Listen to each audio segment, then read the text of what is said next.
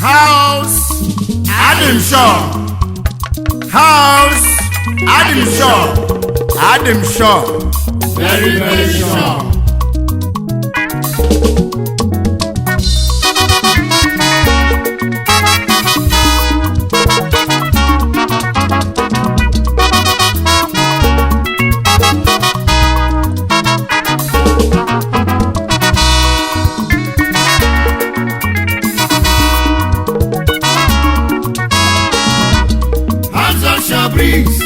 Ndị nwelive ndị obodo ji bili ndị okolili Azọ Shabris ndị nwelive ndị obodo ji bili ndị okolili Kanalu no ndị okolili ndị obi fadi ọcha ndị okolili ndị na-enyelu mmadụ aka ndị okolili ndị obi sale sale ndị okolili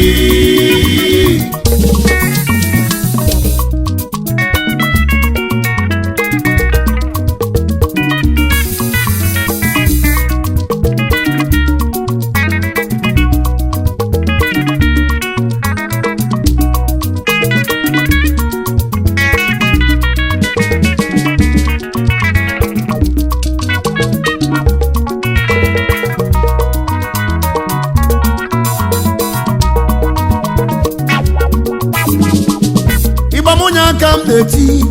ka mbuli gbaje kene ndị Chukwu meleze House of Shaman ndị nwere obi eji eli ego ka m na-ekwu malụva kafa si ekwu kafa si eme na-ejiri ọnụ etinye azụ n'ofe haba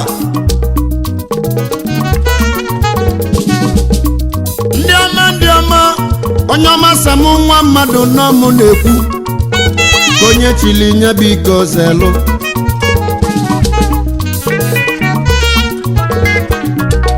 House of Shabris nwelu ndị na-azụ afịa anyị nwelu ndị ọlụ oyibo ndị ọchịchị nọkwa na house ndị nọ na gọọmenti ya ka ịmalụ ọrụ ọnọdụ ụmụnne ka eji malụ house ndị oke olili maka na ọnụ na-eli eli adịgo committed ịmalụ fa na-enyela onwe fa aka udo na ọganiru eji malụva na m dị very sure egwu m ka m na-etili ndị Chukwu meleze ndị ọma ndị ọgịlịga awalụ na nwa ife nji kpọfa ndị olili fapụta n'ọgbọ ndị obodo na-ekwelu obodo na-akpa ike n'ọkwa mmadụ obodo dị ebube ọkwa mmadụ mere ọ dị ebube maka na nwoke n'ibe ya rabụ n'ọnụ ọkwa emebe nwanne amala odogwu unu afụgo ekpelu shọmenụ ogologo ndụ na-arụ ike n'isi unu n'ofu unu je n'unu ga-anata ife menụ unu ọnụọnya ka m na ya Olisa Chukwu ọganiru unu ga-adị ike orimili maka na orimili ara tata House of Shabris ndị ọgaliga awalụ na nwa vaka m na-ekwuo achọba na faso na ndị bụ nkụ achọba na faso na ndị nwe obodo anụlịa House of Shabris ndị nwelive ndị obodo ji bili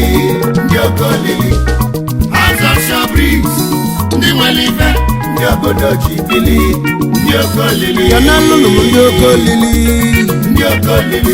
ndị obi fadi ọcha ndị okolili ndị na-enyelu mmadụ aka ndị okolili ndị obi sale sale ndị okolili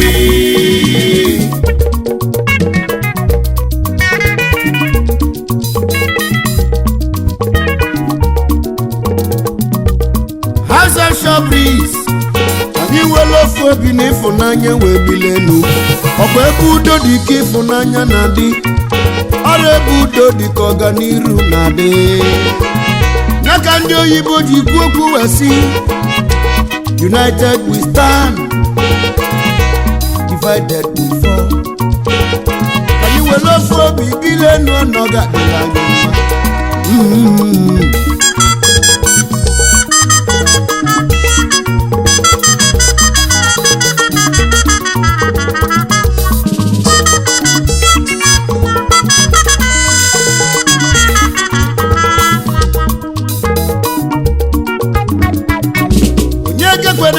na-asị yo n'ọnya na-emebi obodo unu afụgo n'ọnya na-etisa di na nwunye ọrụ ọnya na-emebi ọgbakọ edozila ọfụma maka na mmadụ ama lụsi ụlọ jiri aka ya mebi ụlọ tala afụfụ elụa ka anyị were ofu obi wee bile n'ụka na ya ọ ga-adịla anyị mma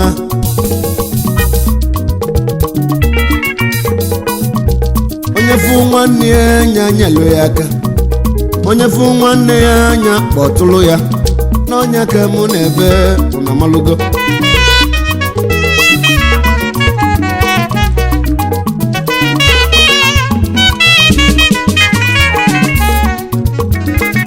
ọkwa ọnọdụ ụmụnne ka eji mara anyị mmekọrịta anya bụ ụsọ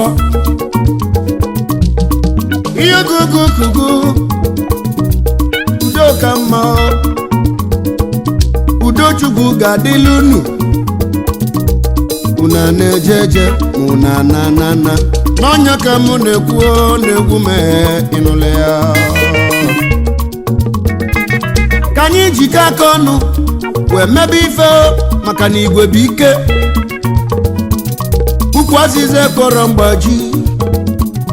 ofu obi nye aka mma unu anụgo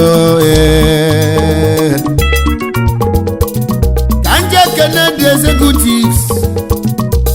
executive members House of Showbreeze n'ọfa aka na-ekwu ka njebenu n'oko ka nje kene ofu nwa nji mmalụ oko nwa Messiah n'oko Ebu President House of Showbreeze n'ọnya ka egwu na-akpọ nwa Messiah n'oko ịmala obi isi eze mgba nwa Messiah n'oko nwa Gabriel n'oko ka m na-ekwu nwa Messiah gbadike isi m kenelụghị nwa Messiah n'oko Excellency Willie Obianọ nwa Messiah agbakọ dike nke izizi na Aguleri obodo nwa dike Messiah n'oko gọvanọ Anambra steeti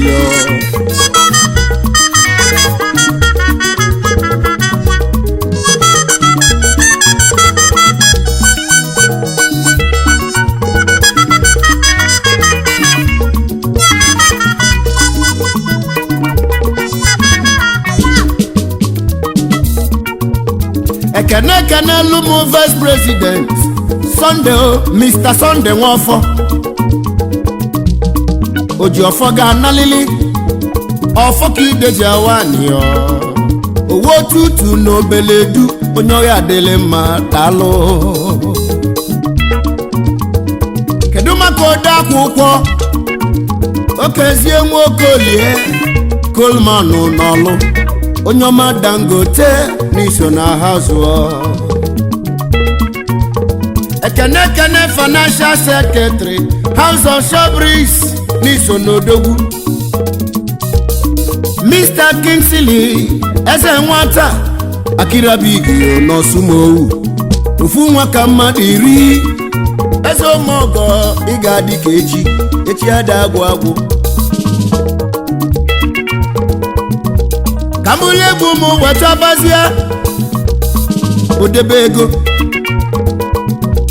Mr. Chidi nwihe eme odogwu nwa n'ọgbọ eruru daalụ mighty mmanwụ Chidexio n'oge bụ treasurer oyima ịgba kenelu m welfare House of Showbreeze n'ọnya ka ịgba na-akpọ eze ego n'ọgbụ eze ego onye ọma nwa n'isi ọgbụ wee bịa Mr. Chukwudi Nwokoya ọcha ka na-ekwu onye ogologo onye ọ ga-adịlị mma ịmale ya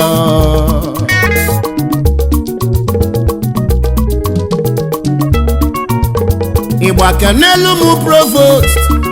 Chinemeze na Baga na-egbotete Olisa Nwokeke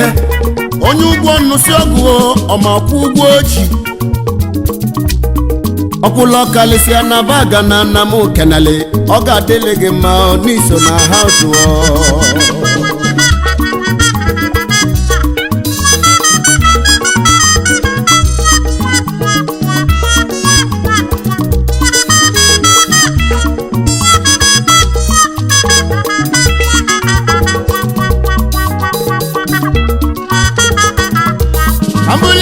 wachọba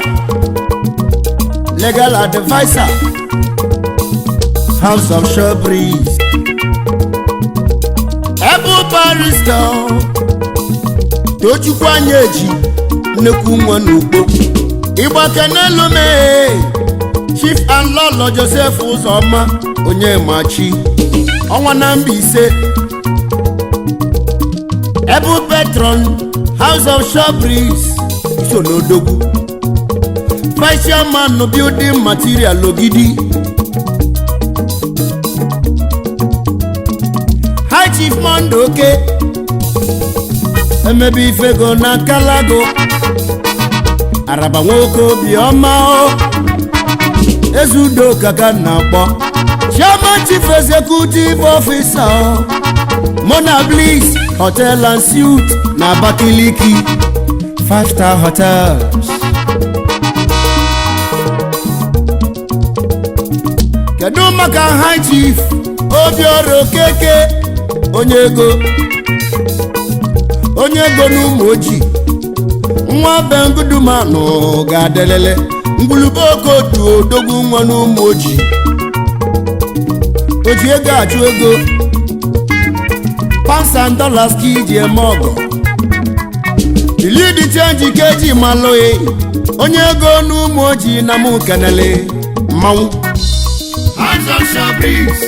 ndị nwere ife ndị obodo ji bili ndị ọkọlili House of Showbreeze ndị nwere ife ndị obodo ji bili ndị ọkọlili kanalụnụ ndị ọkọlili ndị obi fadị ọcha ndị ọkọlili ndị na-enyelu mmadụ aka ndị ọkọlili ndị obi salịsalị ndị ọkọlili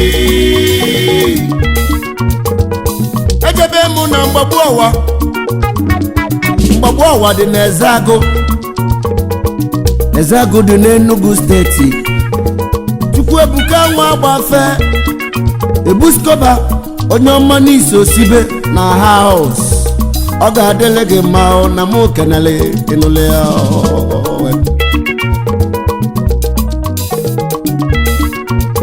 ka mbụlụ egwu m jebe Obeledu Igbake n'elu m Mr. Ọkpaluche Chairman Chief Executive Officer Lankawi Doors Investment Limited odogwu nwa mụlụ n'Obeledu na mụ kenele iso na showman kenelu m nwanne yi Mr. Ndubisi Aniekwe oji ọgwụ eme ọgọ n'Obeledu ọzọ Igbo ndụ nwa Mentusuo amụlụ na mma n'Obeledu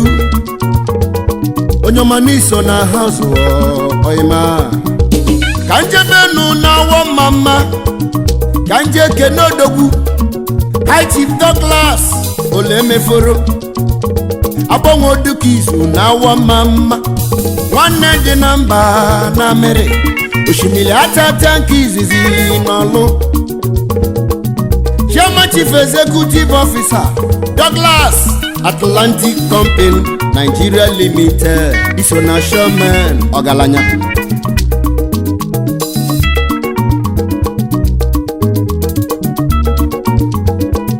ka njebe n'ụmụolum ka nje kene Chukwuebuka nwa ọgụgụ ha mmili n'oyi na ọma mbala ịgada nwoke ọmanya ka m na-ekwuo eze ọmọgọ dalụ ka nje kene nwanne mmili Okechukwu nwofu onye kashimanụ nwoke na ya adịlili Chairman Chief Executive Officer Showbreeze Hotels and Suites GRA n'Ọnịcha mụ na yi gbalụ ndụ na be Chukwu isi na mụ ga-adị mma mgbe yọba Chukwu ka ọ gọzie gị iru n'azụ onye ọma nwa na-edo sọ na mụ kenele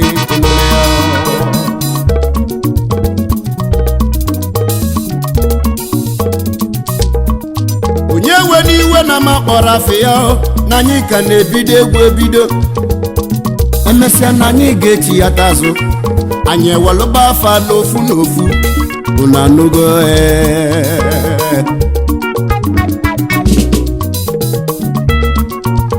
ịmamụ ka nneti Asọsha Briggs ndị nwere ife ndị obodo ji bili ndị ọkọ olili Asọsha Briggs ndị nwere ife ndị obodo ji bili ndị ọkọ olili Asọsha Briggs ndị nwere ife ndị obodo ji bili ndị ọkọ olili Asọsha Briggs ndị nwere ife ndị obodo ji bili ndị ọkọ olili mana ego fadị agwụ agwụ ndị ọkọ olili ndị elibe agwụ agwụ ndị ọkọ olili osimiri ọ na-atata ndị ọkọ olili ịmana ego fa nọdụ ka osimiri